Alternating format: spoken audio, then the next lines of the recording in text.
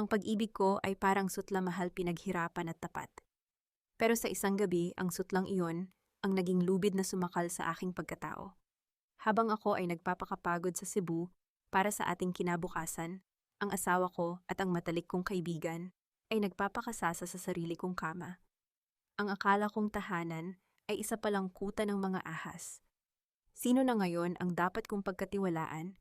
Konting tis na lang, Belen. Si Lyra para lang siyang ATM na kailangang pindutin sa tamang oras para maglabas ng pera. Pagkatapos ng merger na to, hindi na natin siya kailangan. I'll leave her for good promise.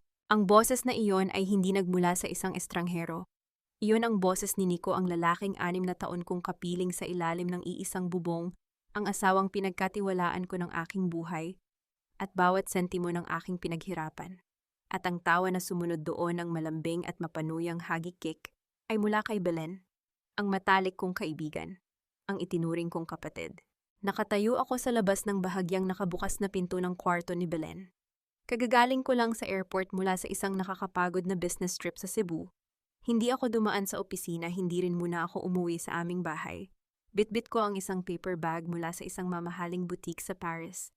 Isang bespoke silk robe na kulay champagne na sadyang ipinagawa ko para sa kaarawan ni Belen. Isang simbolo ng pasasalamat dahil siya ang laging nakikinig sa aking mga reklamo tungkol sa pagod ko sa trabaho. Ngunit ang pasasalamat na iyon ay tila naging isang malupit na biro.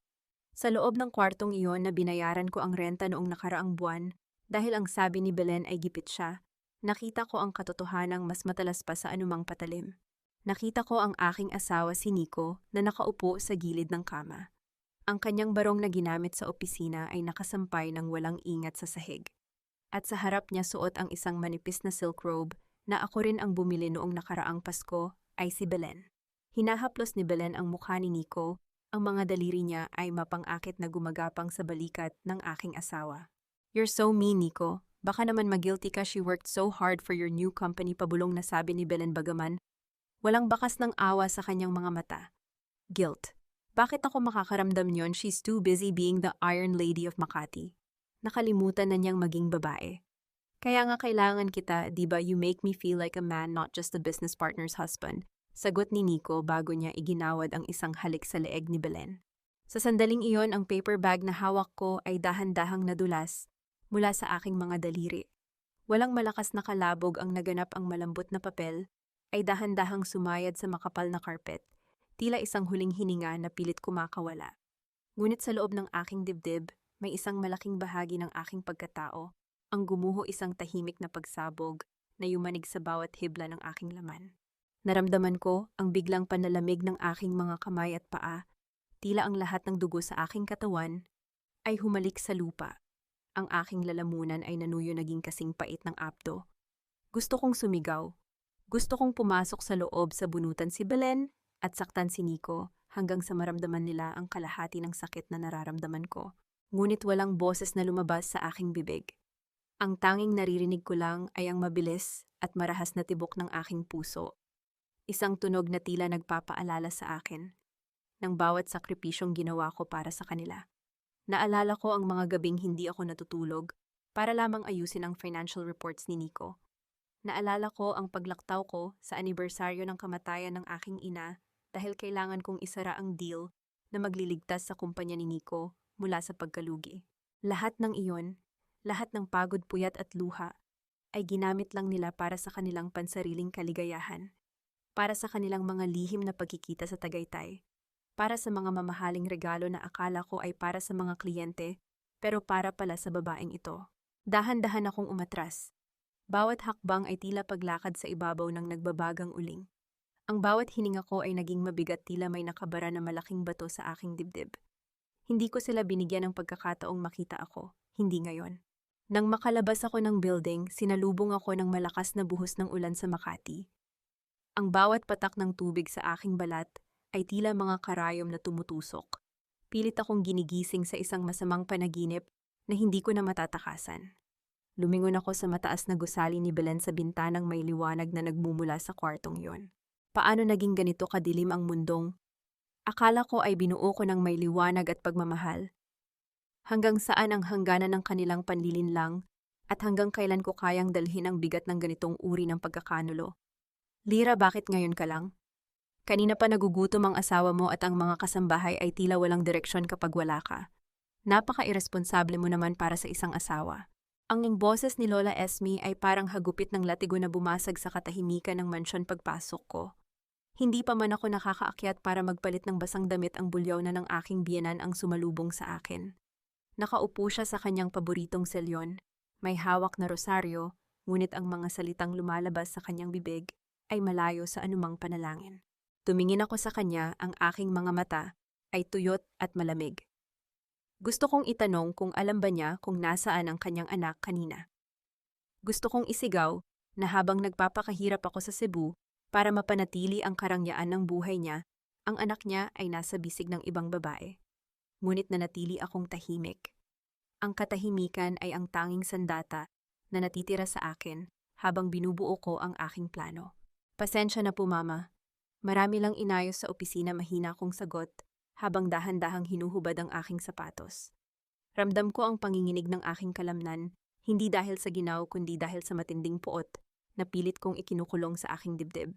Opisina, palagi na lang opisina, muling singhal ni Lola Esme. Kaya ka hindi nagkakaanak dahil mas mahal mo pa ang pera kaysa sa pamilya mo. Tingnan mo si Nico, mukhang matanda na dahil sa stress sa kumpanya, tapos ikaw wala man lang malasakit na asikasuhin ang pagkain niya. Napakawalang silbi mo bilang babae, Lira. Ang ganda mo nga, ang talino mo nga, pero baog ka naman. Ang salitang baog ay tila isang matalim na aspili na itinurok sa aking puso. Hindi nila alam o marahil ay ayaw nilang alalahanin na 2 taon na ang nakakaraan, nakunan ako dahil sa sobrang pagtatrabaho para lamang bayaran ang mga utang na iniwan ng yumaong asawa ni Lola Esme. Yun ang sakripisyong hinding-hindi nila kinilala. Eksaktong bumukas ang pinto at pumasok si Nico. Agad siyang lumapit sa akin, ang kanyang mukha ay puno ng pagkukunwari na pag-aalala. Hinawakan niya ang aking balikat, ang parehong kamay na kanina lang ay humahaplos sa leeg ni Belen. Naramdaman ko ang matinding pagkasuklam, tila may uod na gumagapang sa aking balat sa bawat haplos niya. "On your home, bakit ka nabasa?" "You should have called me, sinundo sana kita," malambing niyang sabi. Ang galing niyang umarte. Kung hindi ko lang nakita ang lahat kanina, baka naniwala pa ako na mahal niya talaga ako. "Hayaan mo na siya, Nico. Malaki na yan," sabat ni Lola Esme bago tumayo at naglakad patungo sa hapagkainan.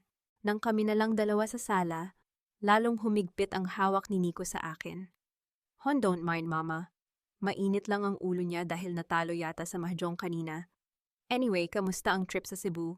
Did you close the deal?" Kailangan na natin ang capital para sa bagong project. Hinarap ko siya, pilit na ibinabalik ang isang maputlang ngiti. "Maayos naman, Nico. Malaking pera ang papasok sa susunod na buwan." Biglang kuminang ang kanyang mga mata.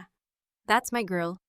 Speaking of money, Hon, may kailangan sana akong ipapirma sa'yo. It's a small investment document. Isang kaibigan ko ang nagbubukas ng bagong wellness spa sa BGC, and I think it's a great opportunity for us to diversify our income. Para naman hindi ka na masyadong napapagod sa corporate restructuring." Alam ko na kung sino ang kaibigan na yon. Si Belen. Gagamitin nila ang pera ko para itayo ang negosyo ng kabit niya. Ang kapal ng mukha niya ay tila isang pader na hindi matitibag ng anumang konsensya. "I'll look at it later, Nico." Pagod na ako, matipid kong sagot bago ako tumalikod at umakyat sa itaas. Pumasok ako sa aming kwarto at agad na nagtungo sa banyo. Binuksan ko ang shower at hinayaan ang mainit na tubig na dumaloy sa aking katawan, pilit na hinuhugasan ang dumi na nararamdaman ko. Ngunit gaano man kainit ang tubig, hindi nito kayang tunawin ang namumuong yelo sa aking puso. Paglabas ko, nakita ko ang barong ni Nico na nakasampay sa upuan. Isang ugali ko na ang suriin ang kanyang mga gamit bago ilagay sa laundry basket. Dahan-dahan kong kinuha ang kanyang panyo mula sa bulsa. Isang matapang na amoy ng pabango ang sumalubong sa akin, Midnight Rose. Iyon ang paboritong pabango ni Belen. At doon sa puting tela ng panyo ay may isang malinaw na bakas ng pulang lipstick. Hindi iyon ang kulay na ginagamit ko. Iyon ang matapang na pula na suot ni Belen sa kanyang mga labi kanina. Mahigpit kong nilamukos ang panyo sa aking kamao. Ang bawat hibla ng tela ay tila sumisigaw ng katotohanan na pilit nilang itinatago. Sa ilalim ng aming bubong sa loob ng aming pagsasama ay may isang malaking kasinungalingan na unti-unti nang lumalabas. Napansin ko rin ang kanyang cellphone sa ibabaw ng side table. Umilaw ito dahil sa isang notification, isang mensahe mula sa isang contact na nakapangalan lang na Project X. I miss your touch already, sana hindi ka mahalata ng ATM mo. Nabitawan ko ang panyo at dahan-dahang napaupo sa gilid ng kama. Ang bawat piraso ng ebidensya ay tila mga huling pako sa kabaong ng aming pagsasama. Ngunit sa halip na luha, isang malamig na determinasyon ang bumalot sa akin. Kung ako ang kanilang ATM, sisiguraduhin kong wala na silang mawa-withdraw na kahit isang sentimo simula sa gabing ito. Ang kanumero ay hindi marunong magsinungaling lira. Sila ang pinakatapat na saksi sa mundong puno ng pagkukunwari. Narinig ko ang mahinahong boses ni Attorney Joaquin Salcedo habang inilalapag niya ang isang makapal na folder sa ibabaw ng kanyang mesa. Ang kanyang opisina ay malayo sa kinang at ingay ng Makati. Matatagpuan ito sa isang lumang gusali sa Binondo kung saan ang amoy ng lumang papel at pinakuluang kape ay nagbibigay ng kakaibang katahimikan. Dito ang bawat gamit ay may kasaysayan at ang bawat sulok ay tila isang kanlungan mula sa magulong mundo sa labas. Maaga akong umalis ng bahay bago pa magising si Nico at bago pa magsimulang mag-utos si Lola Esme. Sinabi ko na mayroon akong emergency meeting sa isang kliyente. Hindi naman ako nagsinungaling. Ang emergency ay ang aking buhay at ang kliyente ay ang sarili kong kaligtasan. Tiningnan ko ang mga dokumentong nakalatag. Ang bawat pahina ay isang sampal sa aking pagkatao. Bilang isang dalubhasa sa corporate restructuring, alam ko kung paano magbasa ng mga lihim sa likod ng mga balanse at audit. Ngunit iba ang sakit kapag ang sarili mong pangalan ang ginagamit sa pandaraya. 3 taon na siyang kumukuha ng pondo mula sa iyong personal na trust fund, lira pagpapatuloy ni Joaquin. Ang kanyang mga mata ay puno ng pait na simpatiya. Gumawa siya ng mga dummy accounts sa ilalim ng mga pangalang mukhang lehitimong suppliers. Pero sa huli, ang lahat ng pera ay dumadaloy sa isang kumpanyang nakarehistro sa pangalan ni Belen Sarte. 3 taon. Sa loob ng 3 taon, habang iniisip ko na naghihirap siya sa kanyang negosyo, dahan-dahan na niya palang inuubos ang aking pinaghirapan. Ang bawat bakasyon na sinabi niyang libre ng kanyang kumpanya, ang bawat hiyas na ibinigay niya sa akin, na akala ko ay bunga ng kanyang tagumpay, lahat ng iyon ay binayaran ko rin pala nang hindi ko nalalaman. Pinagmukha niya akong tanga sa loob ng sarili kong tahanan. Naramdaman ko ang pag-init ng aking mga mata, ngunit pinigilan ko ang pagpatak ng luha. Ayaw kong magmukhang mahina sa harap ng lalaking ito, kahit na alam kong siya lamang ang tanging taong makakatulong sa akin ngayon. Hinawakan ko ang gilid ng mesa, ang aking mga kuko ay bumaon sa matigas na kahoy hanggang sa sumakit ang aking mga daliri. Gaano kalaki ang nawala, Joaquin? Tanong ko sa isang boses na pilit kong pinatatatag. Sapat na para ituring itong plunder kung sa gobyerno ito nangyari, lira. Pero dahil asawa mo siya, mas komplikado ang laban. Ginamit niya ang iyong pirma, o mas tamang sabihin pineke niya ang iyong lagda sa ilang mahahalagang dokumento noong huling beses na na-hospital ka dahil sa overfatigue. Naalala ko ang gabing iyon, habang nakahiga ako sa puting kama ng ospital ng hihina at may dextrose sa kamay, pumasok si Nico na may dalang mga papeles. Ang sabi niya, kailangan lang ng aking pirma para sa insurance claims at para hindi ako maabala ng mga tauhan ko. Pinirmahan ko ang lahat dahil nagtiwala ako sa kanya. Ang tiwala na iyon pala ang ginamit niyang patalim para saksakin ako sa likod. Nanginig ang aking ibabang labi. Hindi ko na napigilan ang isang malalim na buntong hininga na tila isang hikbi na pilit na kinalaban ng aking dibdib. Sa gitna ng katahimikan ng opisina, narinig ko ang mahinang tunog ng pag-urong ng upuan ni Joaquin. Tumayo siya at lumapit sa akin. Hindi siya nangahas na hawakan ako, marahil ay alam niyang anumang maling galaw ay maaaring magpaguho sa aking pader na pilit kong itinatayo. Sa halip, inabutan niya ako ng isang malinis na panyo. Kinuha ko ang panyo mula sa kanyang kamay. Ang tela ay hindi tulad ng mamahaling sutla na suot ni Belen o ang mabangong panyo ni Nico na may bakas ng kataksilan. Ang panyong ito ay amoy kape, amoy ng mga lumang libro at amoy ng isang payapang hapon. Ito ay amoy ng katotohanan. Ipinahid ko ito sa aking mga mata at sa unang pagkakataon sa loob ng maraming taon, naramdaman ko ang isang uri ng paggalang na hindi ko nakuha mula sa sarili kong asawa. Anong gusto mong gawin? Lira, tanong niya, ang boses ay mababa ngunit puno ng paninindigan. Maaari nating i-freeze ang mga accounts ngayon din. Pero malalaman niya agad. Magwawala siya. Tumingin ako sa labas ng bintana sa mga lumang bubong ng Binondo na binabasa ng ambon. Huwag muna, Joaquin. Ayaw ko siyang bigyan ng mabilis na katapusan. Gusto kong makita kung hanggang saan ang kaya niyang gawin. Gusto kong panoorin siyang umakyat sa rurok ng kanyang kayabangan bago ko hatakin ang bawat hibla ng kanyang tinatapakang hagdan. Isang matalim na ngiti ang sumilay sa aking mga labi, isang ngiti na walang halong saya.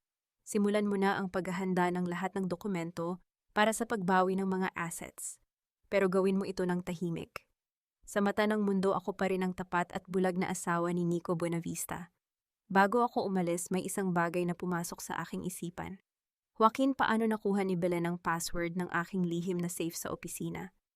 Ikaw lang at ako ang nakakaalam yon. Tumingin sa akin si Joaquin nang may seryosong ekspresyon. Iyan ang isa pang kailangan nating alamin, Lyra. Dahil base sa aming investigasyon, may isa pang taong nakakapasok sa iyong digital records.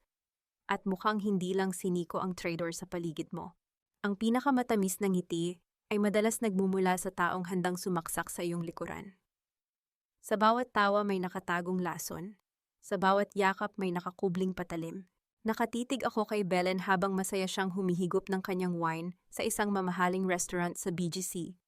Ang sikat ng araw na tumatama sa salamin ng gusali ay nagbibigay sa kanya ng isang anyo na tila isang anghel. Suot niya ang isang mamahaling perlas na hikaw, ang huling regalo ko sa kanya noong nakaraang Pasko. Sa bawat galaw ng kanyang ulo, kumikinang ang mga ito tila nanunukso sa akin. Lyra girl, you look so pale. Sabi ko naman sa'yo, masyado mong pinapatay ang sarili mo sa trabaho. Look at your skin, parang wala ng buhay, sabi ni Belen ng may tono ng pag-aalala na dati-rati ay pinaniniwalaan ko. Inabot niya ang aking kamay sa ibabaw ng mesa at hinawakan ito ng mahigpit. Hindi ka ba natatakot na baka isang araw pagising mo hindi ka nakilala ni Nico dahil mas kasama mo pa ang mga spreadsheets mo kaysa sa kanya? Naramdaman ko ang pagbaliktad ng aking sikmura. Ang bawat salita niya ay isang malupit na pagpapaalala sa kanyang pagtataksil. Pinapanood ko ang kanyang mga labi, ang parehong mga labi na humalik sa aking asawa kagabi habang binibitawan ang mga payong tila lason na binalot sa asukal. Siguro nga, Belen. Masyado lang sigurong marami ang bayarin, kaya kailangang magpakapagod mahinahon kong sagot habang ang aking mga mata ay nakatuon sa kanyang mukha. Gusto kong makita kung may kahit kaunting bakas ng hiya sa kanyang mga mata, ngunit wala. Ang tanging nakita ko ay ang kislap ng kasakiman. Biglang nagbago ang kanyang ekspresyon, naging malungkot ang kanyang mga mata at dahan-dahan siyang bumitaw sa aking kamay. Kumuha siya ng tissue at kunwari ay pinunasan ng sulok ng kanyang mata. Actually, Lyra, kaya rin kita niyayang makipag-lunch dahil nahihiya na talaga ako sa'yo. Pero wala na akong ibang matakbuhan. Ang mommy ko kailangan ng agarang operasyon sa puso. Kulang ang kinita ko sa spa at hindi ko alam kung saan kukuha ng 2 milyon sa loob ng 1 linggo. Pabulong niyang sabi, ang boses ay nanginginig sa kunwaring takot. 2 milyon. Iyon ang halaga ng kotse na nakita kong tinitingnan ni Nico sa kanyang browser noong 1 linggo. Alam ko ang katotohanan, walang sakit ang kanyang ina. Ang kanyang ina ay nasa probinsya masaya. At malusog dahil ako mismo ang nagpapadala ng tulong doon buwan-buwan nang hindi nalalaman ni Belen. Ang perang ito ay para sa luho nila ni Nico.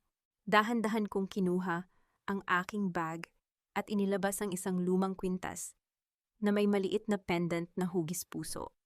Ibinigay namin ito sa isa't isa noong high school bilang simbolo ng best friends forever. Hinawakan ko ang pendant na ramdaman ang lamig ng metal sa aking palad. Belen, tanda mo pa ba nung nangako tayo na walang lihiman, na kapag nasasaktan ng isa nasasaktan din ang isa, tanong ko habang nakatitig sa kanyang mga mata. Sandaling natigilan si Belen. May dumaan na kislap ng kaba sa kanyang mga mata, ngunit agad din itong napalitan ng kanyang mapagkunwaring anyo. Siyempre naman, Lyra. Ikaw ang pinakamahalagang tao sa buhay ko, alam mo yan. Isang mapait na ngiti ang sumilay sa aking mga labi. Sige, Belen. I'll transfer the money to your account this afternoon. Ayaw kong may mangyaring masama sa mommy mo. Halos tumalon sa tuwa ang kanyang puso. Kitang-kita ko sa bilis ng paghinga niya. Thank you, Lyra. You're really a lifesaver. I promise babayaran kita kapag naging stable na ang business ko. Pagkatapos ng aming lunch, nagpaalam si Belen na pupunta lang siya sa powder room. Hinayaan ko siyang mauna, ngunit makalipas ang ilang minuto, dahan-dahan akong sumunod. Pagpasok ko sa loob, Narinig ko ang mahina at masayang tawa mula sa isa sa mga cubicle. Ang matunog na paglapat ng kanyang takong sa sahig ay tumigil. Narinig ko ang mahinang tunog ng pagpindot sa cellphone. Hello Nico, yes nakuha ko na. Ang tanga-tanga talaga ng asawa mo. Konting drama lang tungkol kay mommy bumigay agad. Yes love, pwede na nating i-reserve yung portion na gusto mo. At yung apartment sa Rockwell ituloy na natin ang down payment. Hindi na niya mahahalata busy siya sa pag-aayos ng mga lugi mong kumpanya. Tumawa muli si Belen, isang tawang puno ng tagumpay at pangungutya. Sa labas ng cubicle nakatitig ako sa sarili ko sa salamin. Ang aking mukha ay tila isang estatwa, walang emosyon, walang luha. Ngunit sa loob ko ang bawat salita ni Belen ay nagsisilbing panggatong sa apoy ng aking determinasyon. Hindi lang pera ang ibinigay ko sa kanya ngayon. Ibinigay ko sa kanya ang lubid na gagamitin niya para ibigti ang kanyang sariling dangal. Dahil ang 2 milyong iyon ay hindi nanggaling sa aking savings, ito ay nanggaling sa isang account na luma ng minamanmana ng mga audit investigators dahil sa kahina-hinalang aktibidad. Lumabas ako ng restroom bago pa man siya makalabas.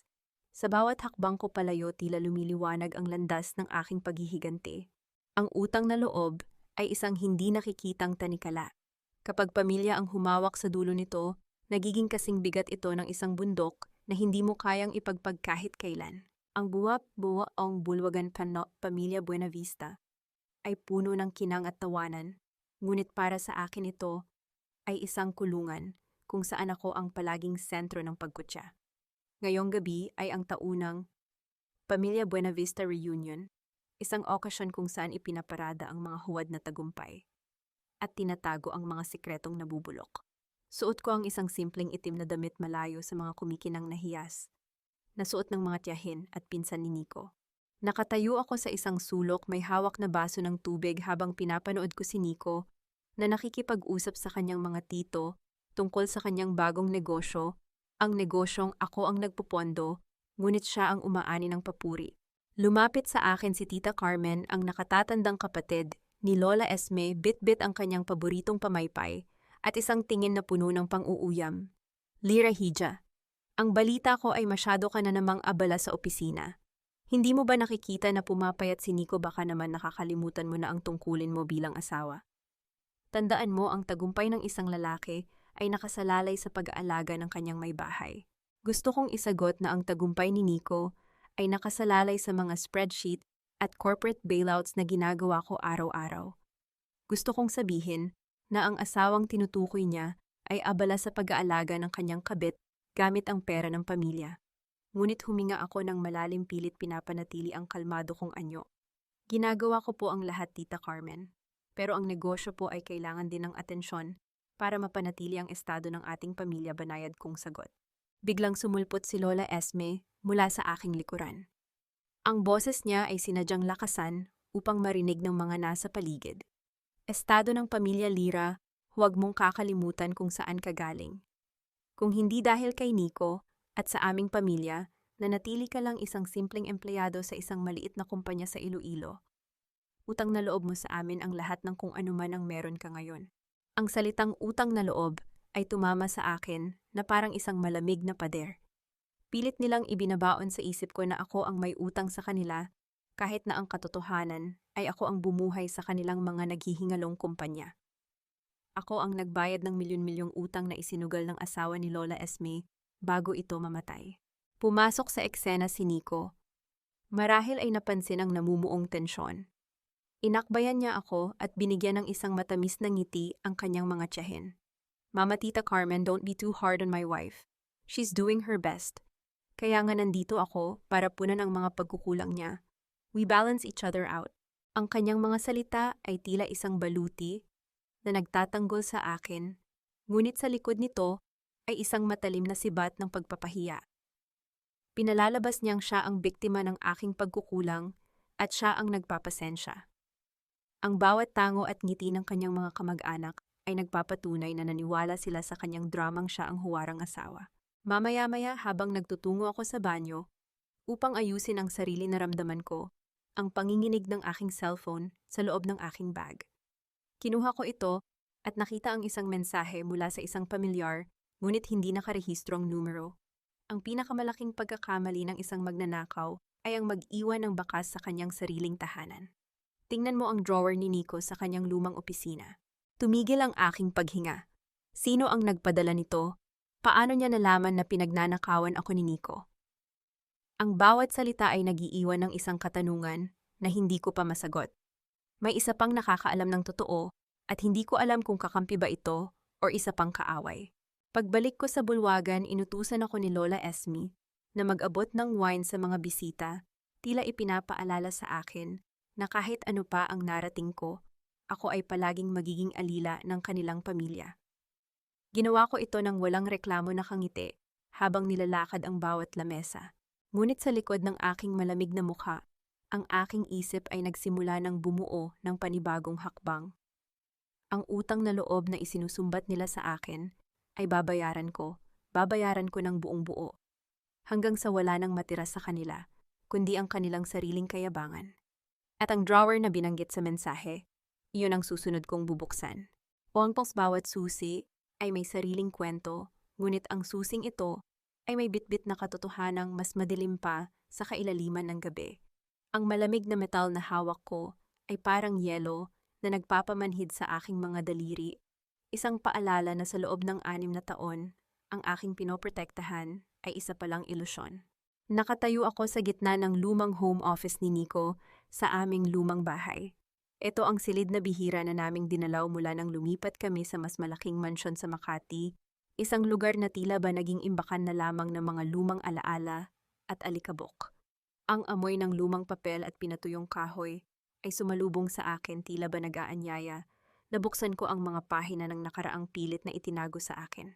Dahan-dahan kong ipinasok ang susi sa drawer ng lumang mesa ni Nico, ang mesa na binanggit sa misteryosong mensahe na aking natanggap. Sa bawat dahan-dahang pagpihit ko sa susi, narinig ko ang mahinang tunog ng pag-angat ng trangka ng kandado. Ang tunog na iyon ay tila bumasag sa katahimikan ng gabi at kasabay niyon ay ang pagbukas ng isang katotohanang yayanig sa aking buong pagkatao. Nang hatakin ko ang drawer, ang unang bumungad sa akin ay ang mga dokumentong may tatak na Project X. Ngunit sa ilalim ng mga makakapal na papel na iyon, may isang maliit na velvet box na kulay asul. Kumaba ang aking dibdib. Dahan-dahan kong binuksan ang kahon at doon ko nakita ang isang diamanteng kwintas. Nalaglag ang aking panga. Ito ang diamanteng kwintas na pamana ng aking yumaong ina, ang kwintas na sinabi ni Nico na nanakaw raw ng aming mga kasambahay 3 taon na ang nakararaan. Naalala ko kung paano ko iniyakan ang pagkawala niyon, kung paano ko hinalughog ang buong bahay, at kung paano ko naramdaman ang matinding panghihinayang. Ngunit narito lang pala ito nakatago sa kadiliman ng kanyang drawer, tila isang premyo na kinuha niya mula sa akin upang ibigay sa iba sa tamang panahon. Ang sakit ay hindi na lamang isang emosyon. Ito ay naging isang pisikal na bigat na dumadagan sa aking mga balikat na nagpahirap sa aking bawat hininga. Gusto kong maiyak, gusto kong magwala, ngunit pinigilan ko ang aking sarili. Ang Iron Lady sa loob ko ay nagsimulang magsuot ng kanyang pinakamagiting na balute. Mabilis kong nirepaso ang mga papeles sa ilalim ng kahon. Doon ko nadiskubre ang mas malalim na maitim na plano ni Nico. Hindi lang pala niya ako ninanakawan ng pondo. Balak din niyang i-declare ang bankruptcy ng aming pangunahing kumpanya, ang kumpanyang ako, ang nagtayo mula sa aking sariling pawis at dugo. Sa pamamagitan ng pag-file ng pagkabangkarote, makukuha niya ang malaking insurance payout at ililipat ang natitirang assets sa bagong spa ni Belen sa BGC. Sa huli, iiwanan niya akong walang kahit ano, walang kumpanya, walang pera at walang dangal. Hindi ako papayag, Nico. Hinding-hindi ako papayag na kunin mo ang huling alaala ng aking ina at ang aking pinaghirapan. Pabulong kong sabi ang aking boses ay nanginginig, ngunit puno ng determinasyon. Agad kong kinuha ang aking cellphone at tinawagan si Attorney Joaquin. Sa bawat pagtunog ng linya ang aking puso ay tumitibok ng may bagong layunin. Joaquin, ilipat mo na ang lahat ng accounts na kontrolado ko sa pangalan ng foundation ng aking ina sa Iloilo. Ngayon na. At ang mga shares na hawak ko sa main company, i-transfer mo sa isang offshore account na hindi nila kayang galawin mabilis kong utos sa kanya. Sigurado ka ba, Lira? Kapag ginawa natin ito, magsisimula na ang giyera, sagot ni Joaquin. Ang boses ay puno ng pag-aalala para sa aking kaligtasan. Ang giyera ay matagal nang nagsimula, Joaquin. Ngayon ko palang gagawin ang unang hakbang para tapusin ito sa sarili kong mga kamay. Bago ko isara ang drawer, may isang bagay pa akong nakita sa pinakailalim. Ito ang aming lumang wedding photo. Masaya kaming nakangiti, puno ng pangarap at pag-asa sa hinaharap. Dahan-dahan kong hinaplos ang mukha ni Nico sa litrato. Naalala ko ang panahong naniwala ako na siya ang aking magiging sandigan sa bawat dusa ng buhay. Ang pagkawala ng pag-ibig na iyon ay mas masakit pa kaysa sa pagkawala ng aking kumpanya, ngunit ito rin ang nagbigay sa akin ng lakas upang bumangon at lumaban. Dahan-dahan kong ibinalik ang lahat sa ayos at isinara ang drawer. Ngunit bago ko pa man maiikot ang susi para i-lock ito muli, narinig ko ang tunog ng pagbukas ng pinto sa ibaba ng bahay. Kasunod niyon ay ang mabibigat at pamilyar na yapak na dahan-dahang paakyat sa hagdan. Yapak ni Nico. Umuwi siya ng mas maaga kaysa sa aking inaasahan. Napatigil ang aking paghinga.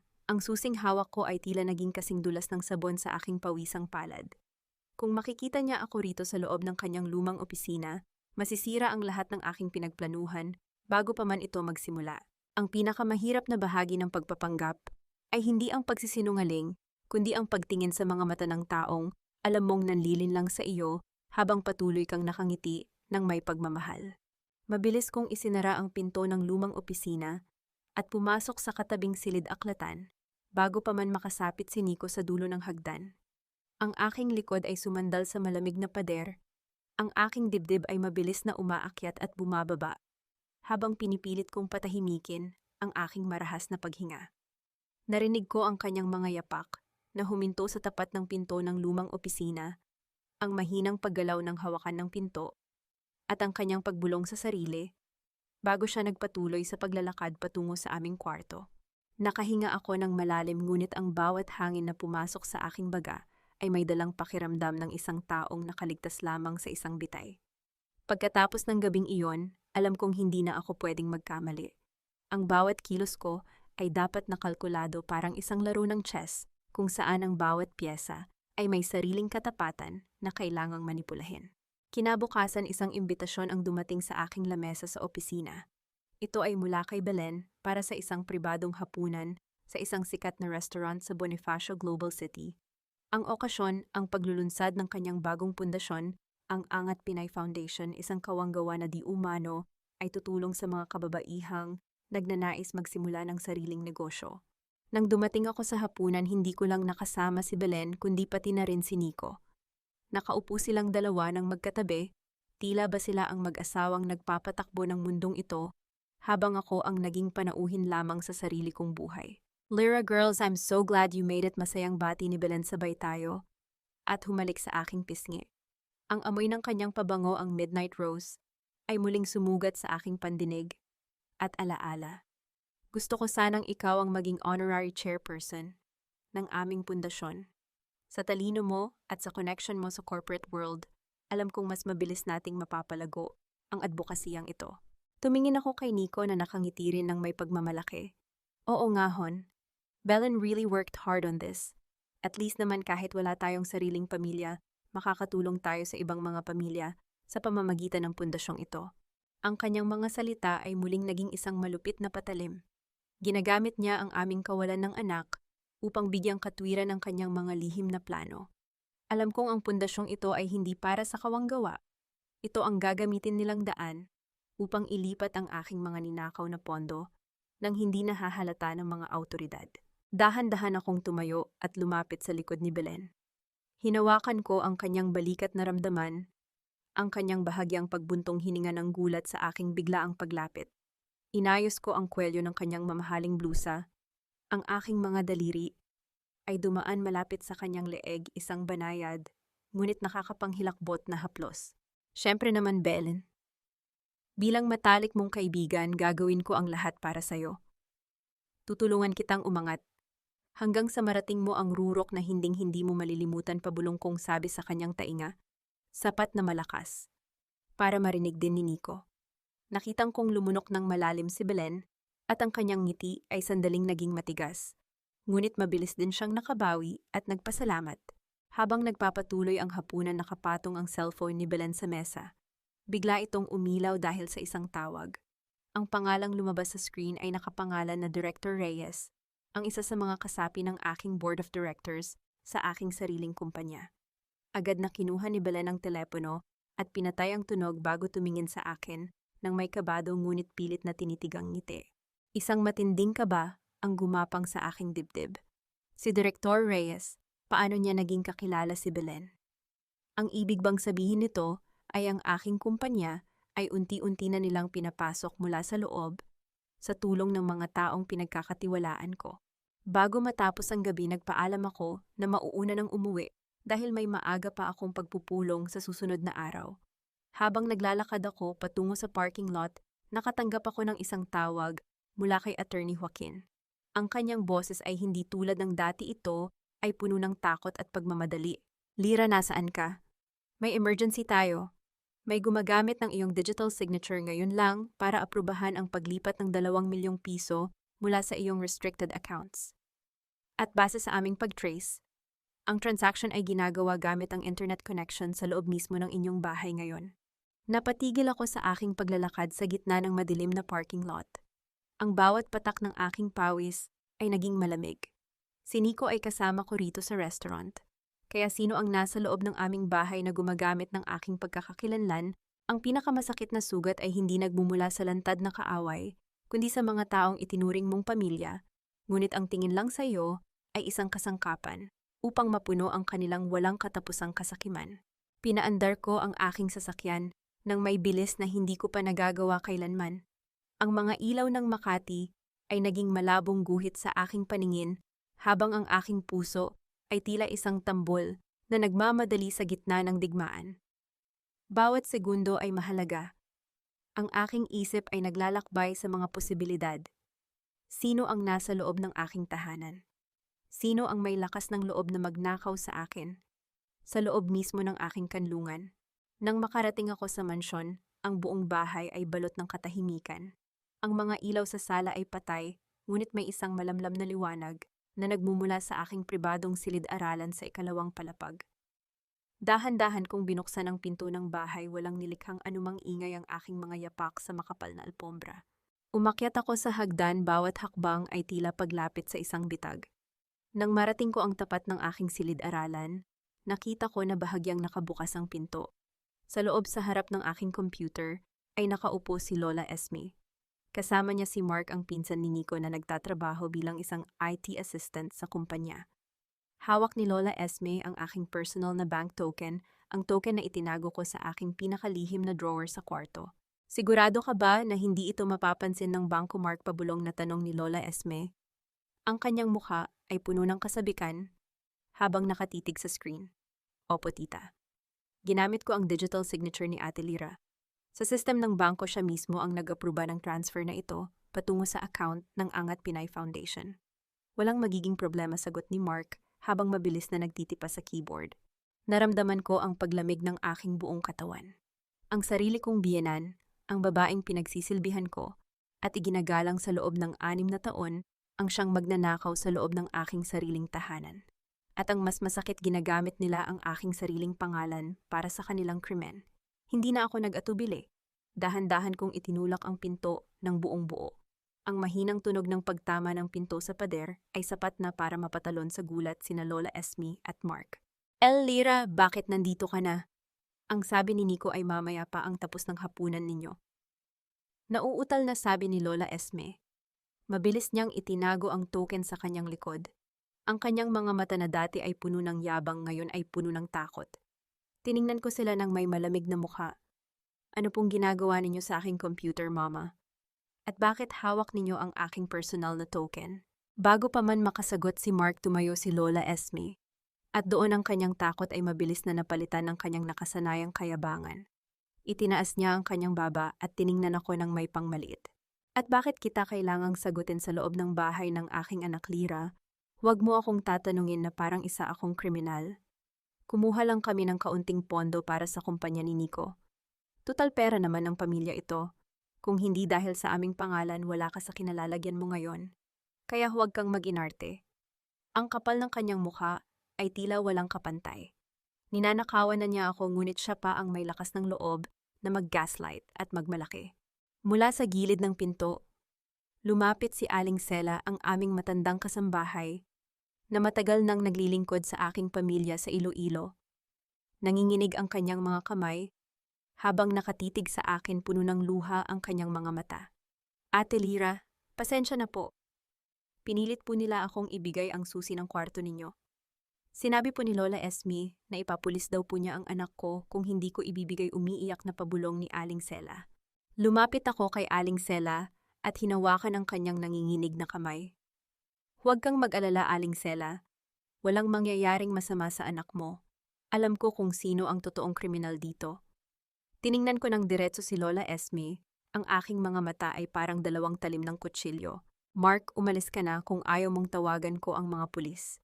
Ngayon din malamig kong utos sa pinsan ni Nico. Mabilis na kinuha ni Mark ang kanyang mga gamit at patakbong lumabas ng silid, iniwan ang kanyang tiyahin na nag-iisa. Lira, ang lakas ng loob mong ipagtabuyan ang pamilya ko, sigaw ni Lola Esme, ngunit bago pa man siya makapagsalita muli, inagaw ko ang token mula sa kanyang kamay. Umalis na po kayo sa silid ko, Mama. Bago ko pa makalimutan na asawa ko pa rin ang anak mo, pabulong, ngunit mariin kong sabi. Nang maiwan akong mag-isa, nanginginig ang aking buong katawan. Naupo ako sa aking upuan at tinawagan si Joaquin. Joaquin, huli na.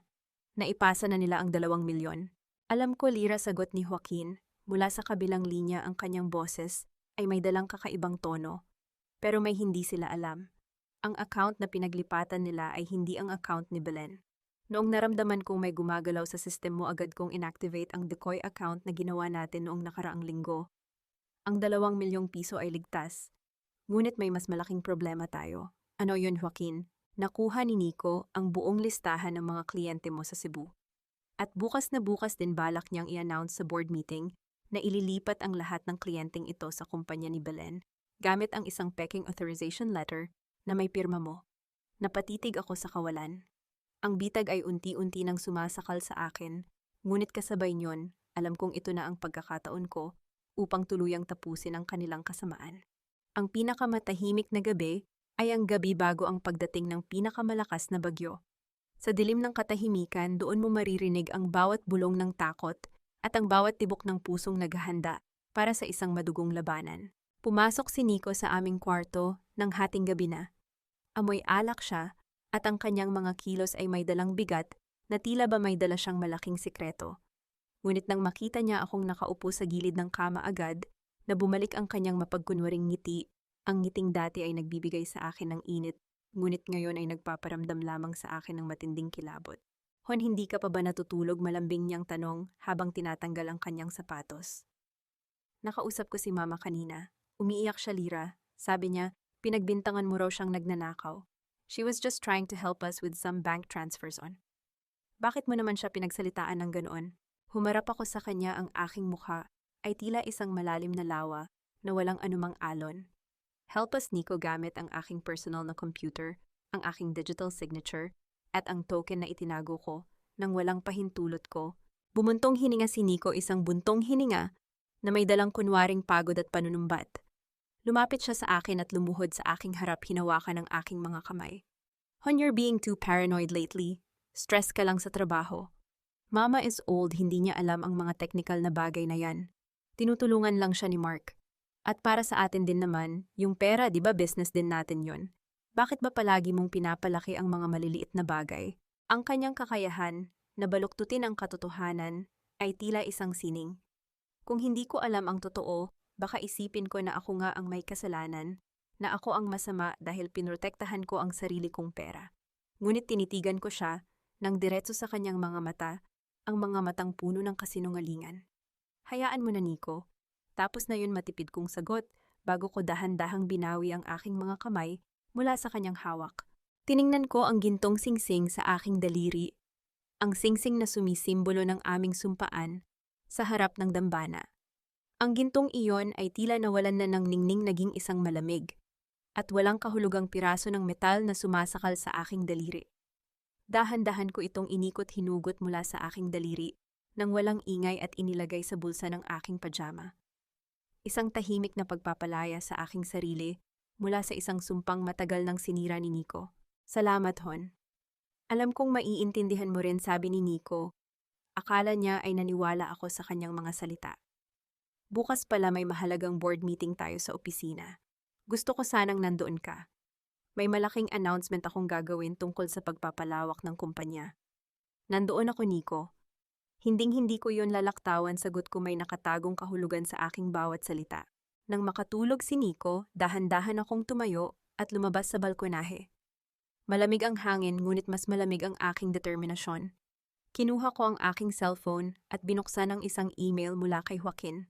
Ito ang listahan ng mga miyembro ng board na dadalo bukas kasama ang mga detalye ng mga shares na kanilang hawak. Biglang nanginginig muli ang aking telepono dahil sa isang bagong mensahe mula sa hindi nakarehistrong numero na nagpadala sa akin ng tip noon. Bukas sa pulong tingnan mo ang pangalan ng ikatlong investor sa listahan ng suporta ni Nico. Doon mo makikita kung sino ang tunay na nagmamay-ari ng kanyang katapatan. Mabilis kong binuksan ang kalakip na dokumento ng listahan ng mga lihim na mamumuhunan na dinala ni Nico para sa kanyang bagong proyekto kasama si Belen. Hinanap ng aking mga mata ang ikatlong pangalan sa listahan. Nang makita ko ang pangalan, tila tumigil ang pag-ikot ng mundo. Ang aking puso ay napatid sa matinding gulat at sakit. Ang pangalan ng ikatlong investor ay hindi si Belen at hindi rin si Director Reyes. Ito ay ang pangalan ng aking sariling ama, ang lalaking matagal ko nang inakalang patay na ang lalaking nang iwan sa amin ng aking ina noong bata pa ako. Paano naging bahagi ang aking ama sa planong ito ni Nico? Anong uri ng ugnayan ang meron sila na hinding-hindi ko nalaman sa loob ng 6 na taon? Ang pinakamataas na lipad ay may dalang pinakamatinding lagpak. Kapag ang isang tao ay nabulag sa kanyang sariling kayabangan, hindi niya mapapansin na ang tinatapakan niyang entablado ay gawa na pala sa marupok na papel na madaling tupukin ng apoy. Ang silid-pulungan ng Buena Vista Holdings sa BGC ay puno ng mga matatangkad na tao sa mundo ng korporasyon. Ang mahabang lamesang gawa sa mahogany ay pinalilibutan ng mga miyembro ng Board of Directors, kabilang si Director Reyes, na nakaupo ng may kumpiyansang ngiti. Sa gitna ng entablado ay nakatayo si Nico, suot ang kanyang pinakamahal na suit, habang sa kanyang tabi ay nakaupo si Belen na mukhang isang reyna na naghihintay ng kanyang koronasyon. And with this merger, ladies and gentlemen, masiglang pagpapatuloy ni Nico, ang kanyang boses ay umaalingaw-ngaw sa buong silid. Ang Buena Vista Holdings at ang Angat Pinay Foundation ay magiging isa sa pinakamalaking puwersa sa merkado.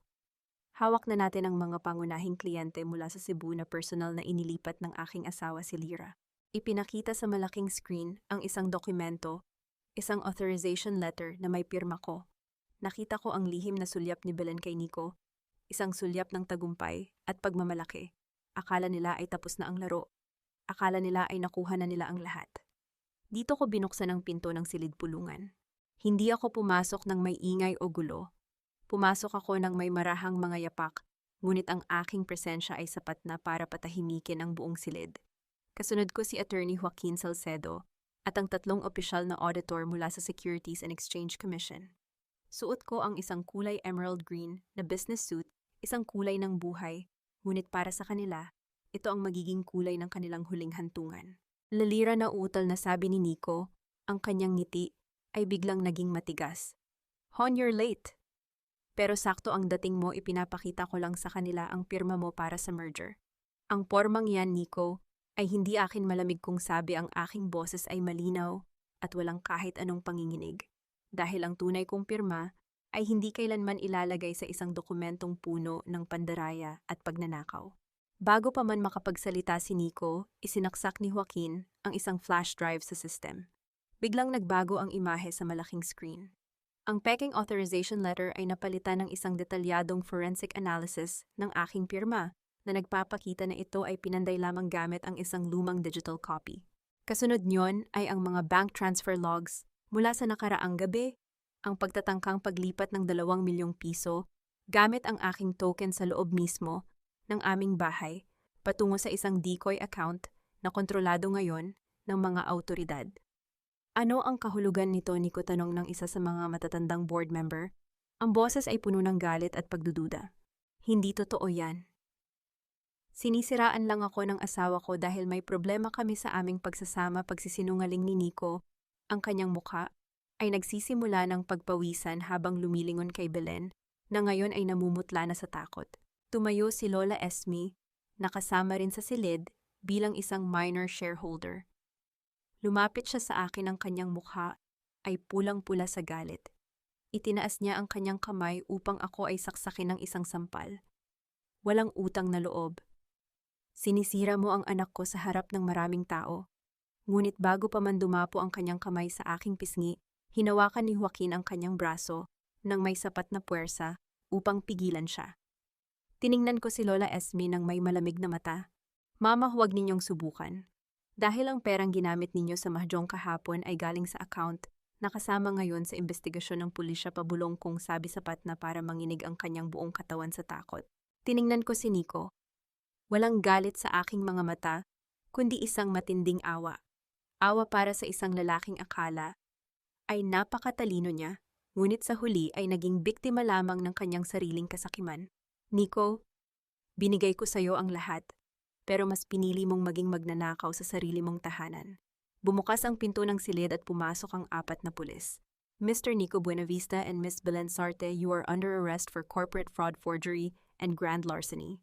Habang pinapaspasan ng posas ang mga kamay ni Nico, sumigaw si Belen habang hinihila siya ng mga pulis palabas.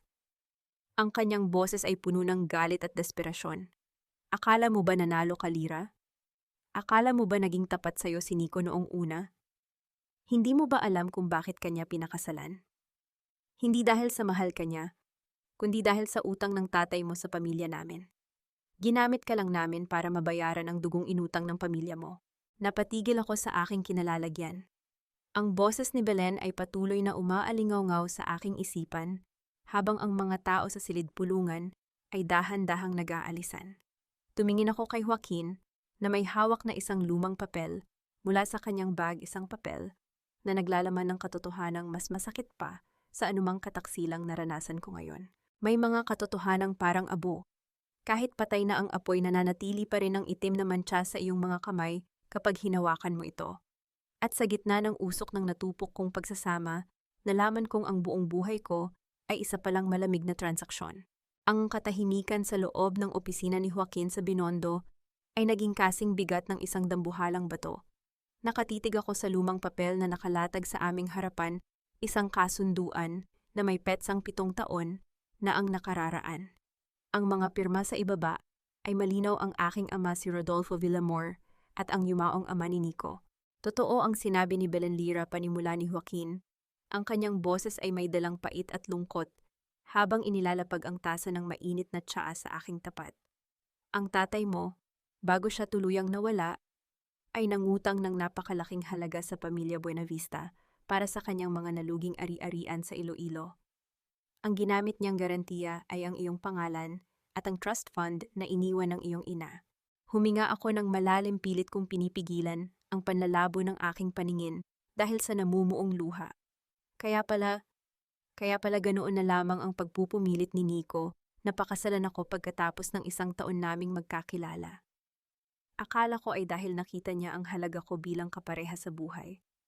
Pero ang totoo, kailangan niya ang aking pirma para makuha ang kontrol sa mga lupain ng aking ina sa Iloilo kapag sumapit ako sa edad na 30.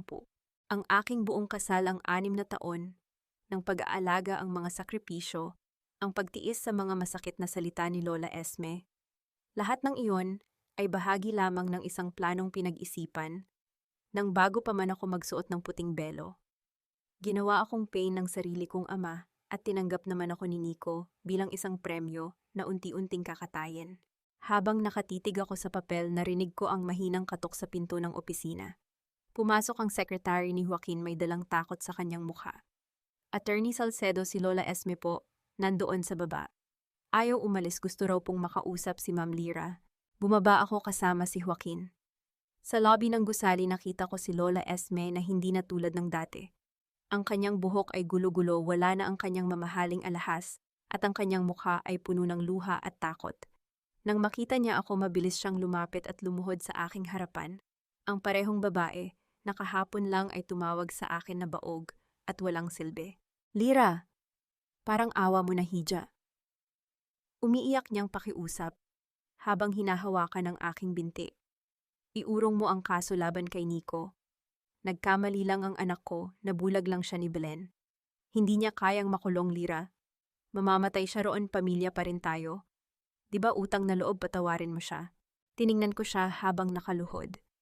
Dahan-dahan akong lumuhod upang mapantayan ang kanyang tingin. Inalis ko ang kanyang mga kamay sa aking binti nang may dahan-dahan, ngunit may pinal na lakas. Mama, noong nakunan ako dahil sa pagtatrabaho para bayaran ang mga utang ng pamilya ninyo, nasaan ang awa ninyo? Noong tinawag ninyo akong baog sa harap ng mga kamag-anak ninyo, nasaan ang pagiging pamilya natin? Pabulong kong tanong, ang bawat salita ay may dalang lamig ng katotohanan. Ang batas na po ang magpapasya sa ginawa ng anak ninyo. Tapos na po ang panahong ako ang nagbabayad sa mga kasalanan ninyo. Tumayo ako at naglakad palayo. Iniwan siyang umiiyak sa sahig ng lobby. Pagbalik namin sa opisina ni Joaquin, hindi ko na napigilan ang aking sarili. Naupo ako sa lumang silyon at doon ko hinayaang pumatak ang aking mga luhang matagal kong ipinagkait sa aking sarili. Umiyak ako para sa 6 na taong nawala, para sa pangarap na naging abo, at para sa ama na nagbenta sa akin sa mga ahas. Naupo si Joaquin sa aking tabi. Hindi siya nagsalita, ngunit ang kanyang presensya ay tila isang matatag na pader na sumasangga sa aking pagbagsak. Inabot niya sa akin ang kanyang malinis na panyo, ang panyong amoy kape, at lumang papel na nagbibigay sa akin ng pakiramdam ng kaligtasan. Umiyak ka lang, Lira. Pagkatapos nito babangon tayo at kukunin natin ang lahat ng nararapat sa'yo, mahinahon niyang sabi.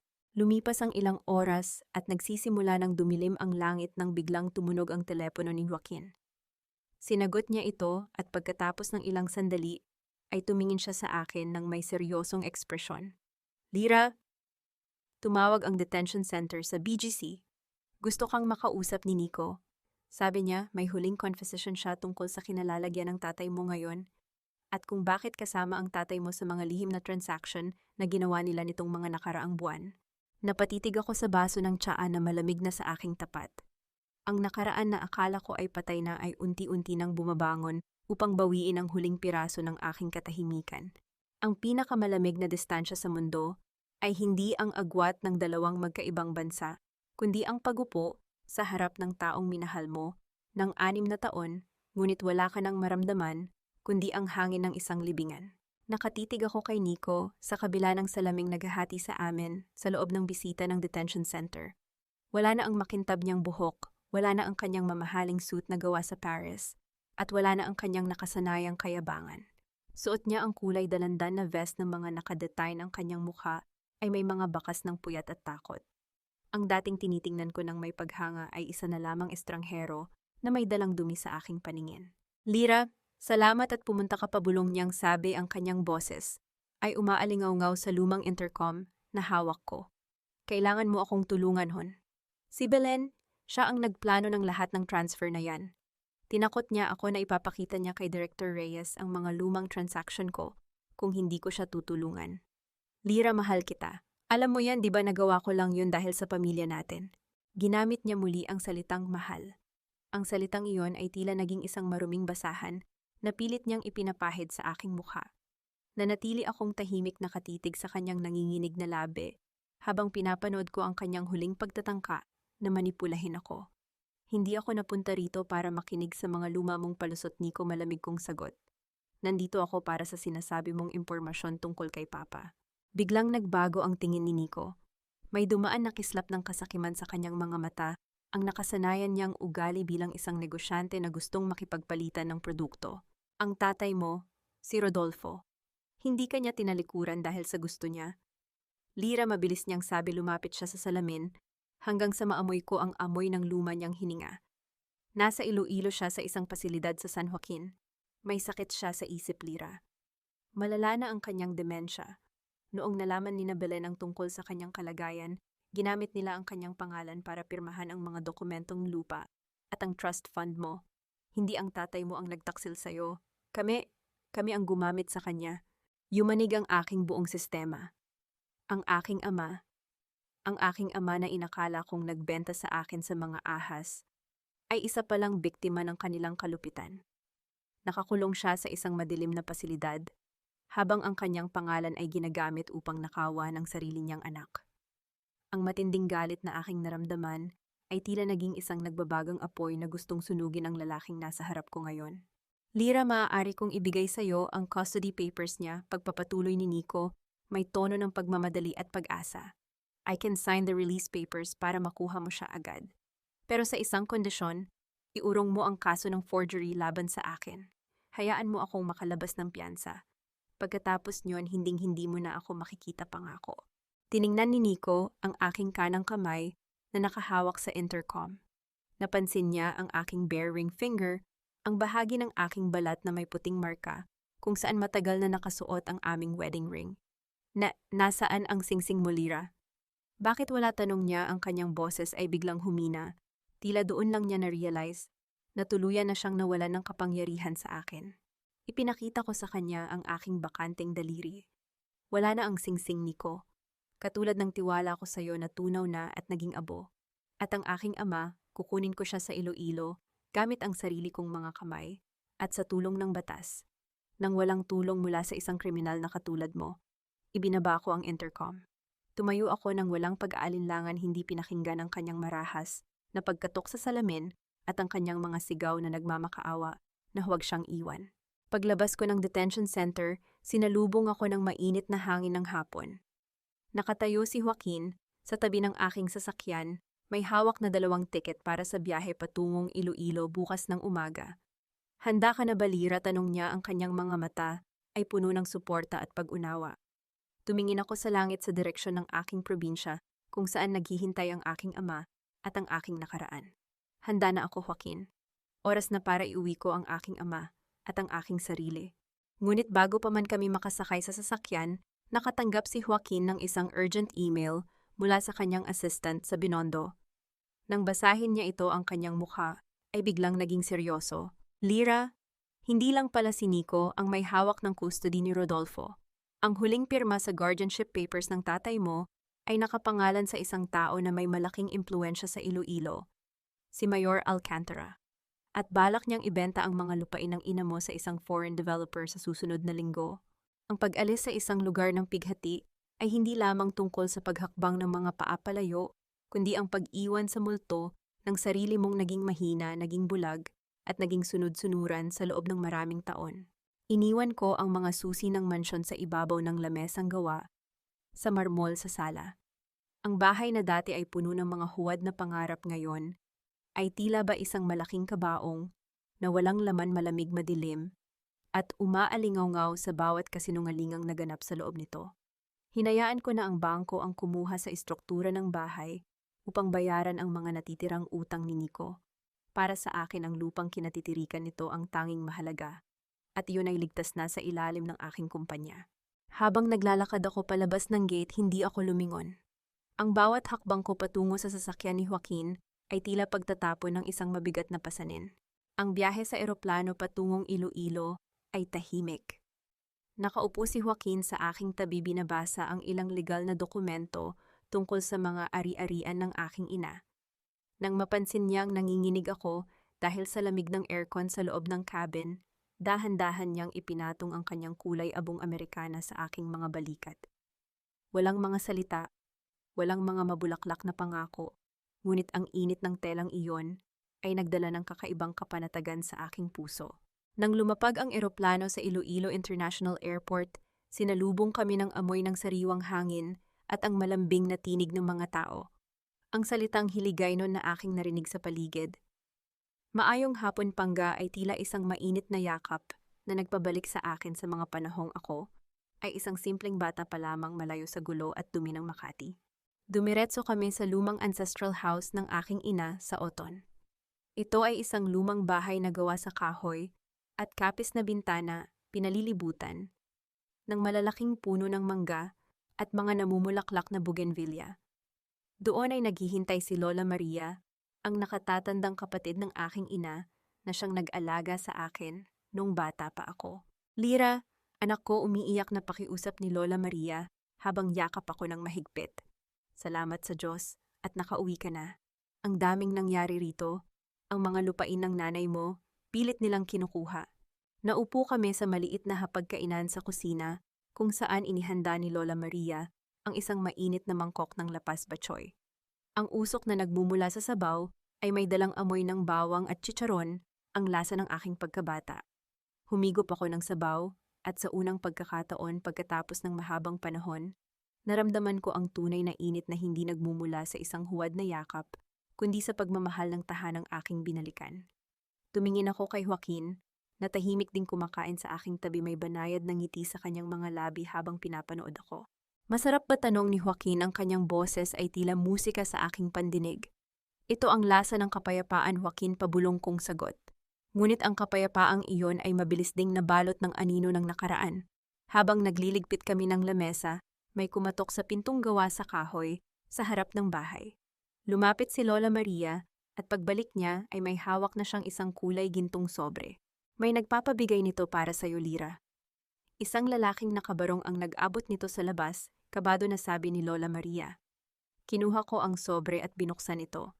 Sa loob ay may isang formal na liham na may selyo ng munisipalidad ng Iloilo. Maligayang pagbabalik sa iyong bayan, Lira Villamor. Nabalitaan ko ang iyong pagdating. Inaanyayahan kita sa isang pribadong hapunan sa aking mansyon bukas ng gabi upang pag-usapan natin ang kinabukasan ng iyong ama at ang mga lupain ng iyong ina na kasalukuyang nasa ilalim ng aking pangangalaga, Mayor Alcantara. Napatitig ako sa liham. Alam na niya na nandito ako. Ang kaaway sa probinsyang ito ay hindi tulad ni Nico at Belen na gumagamit ng mga lihim na pagnanakaw. Si Mayor Alcantara ay isang dambuhalang may hawak ng kapangyarihan at batas sa kanyang mga kamay. At ang aking ama ay kasalukuyang nakakulong sa kanyang sariling palasyo. Ang pinakamahigpit na parusa para sa isang anak ay ang makita ang kanyang magulang na humihinga pa, ngunit ang kanyang diwa ay matagal nang kinuha ng limot. Nakatitig ka sa kanyang mga mata, ngunit ang tanging nakikita mo ay ang kawalan ng isang kahapong hindi mo na maibabalik. Ang mansion ni Mayor Alcantara ay isang malaking estrukturang gawa sa semento at hardwood na may mga antigong chandelier na nagbibigay ng isang marangyang ngunit nakakapanghilakbot na liwanag. Pagpasok pa lamang namin ni Joaquin, sinalubong na kami ng mga armadong tauhan ng alkalde, isang malinaw na mensahe na sa lugar na ito, ang batas ay ang kanyang salita. Maligayang pagdating, Lira. At syempre sa iyong mahusay na abogado, masiglang bati ni Mayor Alcantara habang bumababa sa malaking hagdanan. Siya ay isang matandang lalaki na may maputing buhok, suot ang isang mamahaling barong at may hawak na gintong baston. Ang kanyang ngiti ay tila isang mapagkandiling ama, ngunit ang kanyang mga mata ay kasing lamig ng bakal. Naupo kami sa mahabang lamesa na puno ng mga tradisyonal na pagkaing Ilonggo, ngunit walang sino man sa amin ang may ganang kumain. Ang hangin sa loob ng silid ay tila napupuno ng kuryente ng namumuong labanan. Mayor Alcantara, nasaan ang aking ama? Diretso kong tanong, hindi ko na pinatagal ang kanyang mga laro. Sumenyas ang alkalde sa kanyang tauhan. Pagkaraan ng ilang sandali, bumukas ang pinto sa gilid at isang nurse ang nagtulak ng isang wheelchair. Napasinghap ako at naramdaman ko ang biglang paghigpit ng hawak ni Joaquin sa aking kamay sa ilalim ng lamesa upang bigyan ako ng lakas. Ang lalaking nakaupo sa wheelchair ay hindi na ang matikas at mayabang na Rodolfo Villamor na naalala ko noong aking kabataan. Siya ay payat na payat, ang kanyang balat ay kulubot at maputla, at ang kanyang mga mata ay nakatitig lamang sa sahig nang walang direksyon. Ang kanyang mga kamay ay nanginginig habang nakapatong sa kanyang kandungan. Tumayo ako at dahan-dahang lumuhod sa kanyang harapan. Papa, si Lira po ito, ang anak mo. Hindi siya sumagot. Tumingin siya sa akin, ngunit walang kislap ng pagkilala sa kanyang mga mata. Lumunok ako ng malalim, pilit kong pinipigilan ang pagbuhos ng aking luha sa harap ng aking kaaway. Dahan-dahang itinaas ni Papa ang kanyang nanginginig na kamay. Hinawakan niya ang isang hibla ng aking buhok at dahan-dahang hinaplos ang aking pisngi. Ang kanyang mga labi ay gumalaw at sa isang napakahina ngunit malinaw na boses bumulong siya. Pangga, huwag kang umiyak. May dala akong kending saging para sa'yo. Yun ang paborito kong kendi. Noong bata pa ako ang pasalubong na palagi niyang dala tuwing uuwi siya mula sa bukid. Sa kabila ng matinding demensya na lumalamon sa kanyang isip, ang alaala ng pagmamahal niya sa kanyang maliit na Lira ay nanatiling buhay sa pinakamalalim na sulok ng kanyang puso. Isang luha ang tuluyang pumatak mula sa aking mata, ngunit mabilis ko itong ipinahid. Sapat na ang dramang iyan. Lira basag ni Mayor Alcantara sa aming sandali. Ang kanyang boses ay naging seryoso at walang pakiwari. Ang iyong ama ay ligtas dito at mananatili siyang ligtas kung pipirmahan mo ang mga dokumentong ito upang tuluyang ilipat ang mga lupain ng iyong ina sa aking kumpanya. Isang simpleng palitan, hindi ba inilapag ng kanyang sekretarya ang isang makapal na kontrata sa aking tapat? Sumabat si Joaquin, ang kanyang boses ay puno ng legal na autoridad. Mayor, nag-hire na kami ng petisyon para sa habeas corpus upang bawiin ang kustodya ni Ginoong Rodolfo Villamor at meron din kaming temporary restraining order laban sa anumang paglilipat ng lupa. Tumawa ng mahina si Mayor Alcantara, isang tawang puno ng pang-uuyam. Attorney Salcedo, sa tingin mo ba ay tatalab ang mga papel na iyan dito sa Iloilo? Ang Registry of Deeds ay magbubukas bukas ng alas 8 ng umaga. At bago pa man makarating ang inyong TRO sa lamesa ng registrar, ang mga lupain ay legal nang nakapangalan sa aking kumpanya gamit ang isang lumang power of attorney na may pirma ng iyong ama noong malakas pa siya. Tiningnan niya ako ng may mapaglarong ngiti. Huli na kayo, Lira. Bukas ng umaga wala na kayong pagmamay-ari sa bayang ito. Maging ang iyong ama, ang pag-ibig ng isang ina ay parang isang lihim na kuta. Kahit matagal na siyang wala sa mundong ito, ang kanyang mga huling hakbang ay mananatiling proteksyon para sa kanyang anak laban sa anumang unos ng buhay. Ang gabi bago ang nakatakdang pagbubukas ng Registry of Deeds ay naging isang karera laban sa oras. Sa loob ng lumang sala ng aming ancestral house, ang mesa ay muling napuno ng mga lumang papeles, mga luma at madilaw na dokumento na kinuha ni Lola Maria mula sa ilalim ng cabinet ng aking ina.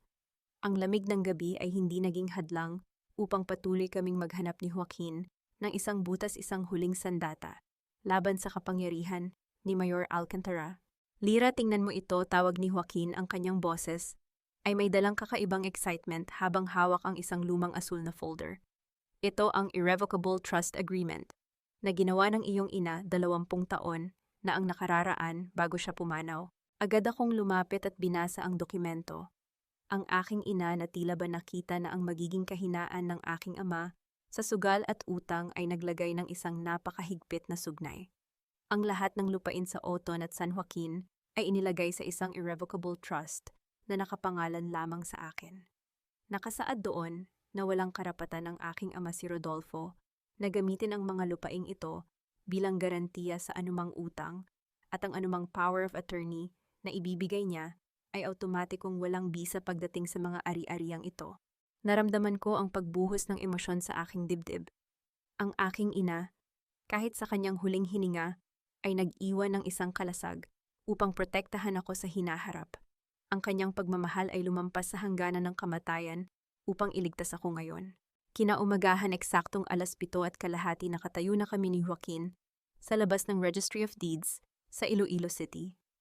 Kasama namin ang 3 mamamahayag mula sa isang kilalang pambansang network at isang kinatawan mula sa Land Registration Authority sa Maynila na lihim na tinawagan ni Joaquin. Nang sumapit ang alas 8, bumukas ang pinto at pumasok ang abogado ni Mayor Alcantara. May dalang mapagmataas ng ngiti at ang mga dokumento ng paglilipat ng lupa. Ngunit ang kanyang ngiti ay mabilis na napawi nang makita niya ang mga kamera ng media at ang kinatawan ng gobyerno. Anong kahulugan nito? Galit na tanong ng abogado ng alkalde. Lumapit si Joaquin at inilatag ang tiyak na kopya ng Irrevocable Trust Agreement sa harap ng Registrar ng Deeds na noon ay halatang kabado dahil sa presensya ng media. Ang power of attorney na hawak ninyo ay walang bisa, Attorney Santos. Ang mga lupaing iyon ay pagmamay-ari ni Lira Villamor mula pa noong siya ay 10 taong gulang pa lamang. Ang anumang transaksyong gagawin ninyo ngayon ay ituturing na malaking krimen sa ilalim ng batas. Ang corrupt na registrar na takot na matanggal sa pwesto at makulong sa harap ng mga kamera ay walang nagawa kundi tanggihan ang aplikasyon ng alkalde. Ang paglilipat ng lupa ay opisyal na hinarangan. Nang matapos ang kaguluhan, lumabas kami sa tanggapan at nagtungo sa sasakyan kung saan naghihintay si Papa kasama si Lola Maria. Lumapit ako sa kanya, hawak ang lumang kwintas na nakuha ko mula sa drawer ni Nico, ang kwintas ng aking ina. Ipinakita ko ito sa kanya at sa isang mahiwagang sandali Ang kanyang mga mata ay nagkaroon ng buhay. Tumingin siya sa kwintas pagkatapos ay tumingin sa akin. Ang kanyang nanginginig na labi ay dahan-dahang bumuo ng isang ngiti. Lira, anak ko, nakauwi ka na pala. Hindi ito ang demensya na nagsasalita. Ito ang aking tunay na ama na pansamantalang bumalik upang yakapin ako gamit ang kanyang mga mata. Niyakap ko siya ng mahigpit, hinayaang dumaloy ang aking mga luha sa kanyang balikat, mga luhang hindi na ng pighati, kundi ng tagumpay at pagpapatawad. Nakatayo si Joaquin sa aming tabi, nakangiti habang pinapanood kami. Lumapit siya at ipinatong ang kanyang kamay sa aking balikat. Tapos na ang laban, Lira. Malaya ka na. Malaya na kayo ng pamilya mo. Tumingin ako sa kanya, naramdaman ang isang uri ng pag-ibig na hindi ko kailanman naramdaman noon, isang pag-ibig na hindi nanghihingi ng sakripisyo, kundi nagbibigay ng kalayaan at suporta. Ngunit habang kami ay naghahandang umalis, isang huling tawag ang natanggap ko mula sa Makati Regional Trial Court. Ang hatol kina Nico at Belen ay ilalabas na sa susunod na linggo at humihiling sila ng isang huling pagkakataon na makausap ako bago sila tuluyang mabilanggo sa loob ng maraming taon. Ang pinakamalupit na parusa sa mga taong nagtaksil sa iyo ay hindi ang makita silang nagdurusa sa ilalim ng kadena, kundi ang mapagtanto nilang ang kanilang mga pangalan at alaala ay wala ng anumang kapangyarihan upang saktan ka. Nakatayo ako sa loob ng holding cell ng korte sa Makati. Ilang sandali bago basahin ng hukom ang huling hatol kina Nico at Belen. Kasama ko si Joaquin na nanatiling nakatayo sa aking tabi, tila isang matatag na anino na nagbibigay sa akin ng lakas. Nang makita ako ni Nico at Belen sa kabila ng mga rehas, agad silang tumayo. Ang kanilang mga mukha ay wala na ng kahit anong bakas ng kinang. Si Nico ay mukhang matandang lanta habang si Belen ay patuloy na umiiyak, ang kanyang mga mata ay mapulang-pula sa takot at puyat. Ang 2 taong dating nagkakaisa, upang nakawan ako ngayon, ay magkahiwalay na nakatayo, tila ba nag-aaway sa kung sino ang dapat sisihin sa kanilang pagbagsak. Lira, parang awa mo na, pakiusap ni Nico, ang kanyang mga kamay ay nakakapit sa malamig na bakal. Magsalita ka sa korte, sabihin mo na nagkaayos na tayo. Hindi ko kayang makulong, Lira. Ang sabi ng abogado ko, baka umabot ng 20 taon ang sentensya ko. Huwag kang magmakaawa sa kanya. Nico, sigaw ni Belen mula sa katabing sulok, bagaman ang kanyang boses ay nanginginig sa takot. Tingnan mo siya, masaya siya dahil nakita niya tayong ganito. Napakasama mo, Lira. Akala mo ba ay magiging masaya ka pagkatapos nito? Mag-isa ka pa rin. Tiningnan ko silang dalawa. Sa aking dibdib, walang namuong galit, walang matinding pagnanais na makita silang masaktan. Ang tanging naramdaman ko ay ang isang malalim na katahimikan. Ang pag-ibig na naramdaman ko kay Nico ay matagal nang natuyo, at ang pagkakaibigan namin ni Belen ay naging alabok na lamang sa hangin. Hindi ako nag-iisa. Belen, mahinahon kong sagot, ang aking boses ay malinaw at puno ng dignidad. Dahil sa wakas kasama ko na ang aking sarili, ang aking dangal at ang aking katapatan, mga bagay na hinding-hindi ninyo makukuha kahit gaano pa karaming pera ang nakawin ninyo mula sa akin. Lumingon ako sa bagong abogado ni Nico na nakatayo sa gilid. Inabot ko sa kanya ang isang maliit na puting sobre. Ito ay para sa buwanang gamot ni Lola Esme. Sabi ko sa abogado, sapat na malakas para marinig ni Nico. Hindi dahil may utang na loob ako sa kanya, at hindi dahil natatakot ako sa kanyang mga sumbat, kundi dahil ako ay tao. Isang bagay na nakalimutan ninyong maging noong pinili ninyong saktan ako. Napatitig si Nico sa sobre sa kamay ng kanyang abogado. Ang kanyang mga labi ay nanginig, at ang kanyang mga mata ay napuno ng matinding kahihiyan, ang tunay na hiya, na mas masakit pa sa anumang hampas ng batas. Napaupo siya sa sahig ng sel, tinakpan ang kanyang mukha ng kanyang mga kamay, at doon ko narinig ang kanyang unang tunay na hikbi ng pagsisisi. Hindi ko na sila hinintay na hatulan ng hukom. Lumabas ako ng courtroom kasama si Joaquin, hindi na lumingon muli sa nakaraang naging bahagi ng aking buhay. Kinagabihan nakatayo kami ni Joaquin sa dalampasigan ng Oton sa Iloilo. Ang sikat ng lumulubog na araw ay nagbigay ng kulay ginto at kahel sa malalawak na alon ng dagat. Ang simoy ng hangin ay may dalang amoy ng asin at kalayaan. Ang aking ama ay ligtas na natutulog sa loob ng aming ancestral house sa ilalim ng pag-aalaga ni Lola Maria at ng mga mahuhusay na doktor na kinuha ko para sa kanya. Tumingin sa akin si Joaquin, ang kanyang mga mata ay sumasalamin sa ganda ng sunset. Lyra, tapos na ang bagyo sa Makati. Nandito ka na sa iyong kanlungan. Handa ka na bang buksan ang bagong pahina ng iyong buhay kasama ang mga taong tunay na nagpapahalaga sa iyo? Tumingin ako sa kanya, naramdaman ko ang mahinang pagdampi ng tubig alat sa aking mga paa. Ang aking puso ay hindi na nakakaramdam ng lamig ng kataksilan, kundi ang init ng isang bagong bukang liwayway. Isang taon ang mabilis na lumipas na parang mga alon sa baybayin ng oton, na walang tigil sa pagbura ng mga bakas ng nakaraan sa buhanginan. Ang bawat sandali ng pighati ay dahan-dahang napalitan ng banayad na simoy ng kapayapaan. Nakatayo ako sa balkonahe ng Lyra's Haven, ang maliit na sentro na aking itinayo sa Iloilo upang tulungan ang mga kababaihang nakaranas ng pang-aabuso at panloloko sa pamilya. Sa ibaba sa malawak na hardin na puno ng mga namumulaklak na halaman, nakaupo ang aking ama sa kanyang wheelchair. Pinapanood niya ang mga ibon sa langit habang nakangiti, may hawak na kending saging sa kanyang kamay. Ang demensya ay nanatili sa kanyang isip, ngunit wala na sa kanyang mukha ang takot at kapaguran. Ang tanging natira ay ang kapayapaan ng isang taong alam na siya ay ligtas at mahal. Lumapit si Joaquin mula sa aking likuran, may dalang 2 tasa ng mainit na kape. Ipinatong niya ang isa sa aking kamay at ang kanyang mga daliri ay dahan-dahang nakiisa sa aking mga daliri, isang hawak na walang higpit, ngunit may dalang pangako ng walang katapusang suporta. Iniisip mo pa ba sila, Lyra? Mahinahong tanong ni Joaquin, ang kanyang mga mata ay nakatuon din sa aking ama. Huminga ako ng malalim, hinahayaan ang bango ng kape at ang amoy ng dagat na mapuno ang aking sistema. Kung minsan, Joaquin, ngunit hindi na dahil sa galit o pighati. Nalaman ko kamakailan na si Nico at Belen ay nagsisimula ng magsilbi ng kanilang mahabang parusa sa magkahiwalay na bilangguan. Ang kanilang mga ari-arian ay tuluyan ng kinumpiska at ang kanilang mga pangalan ay naging babala sa mundo ng korporasyon. Ngunit para sa akin, sila ay naging mga pahina na lamang ng isang lumang aklat na aking isinara.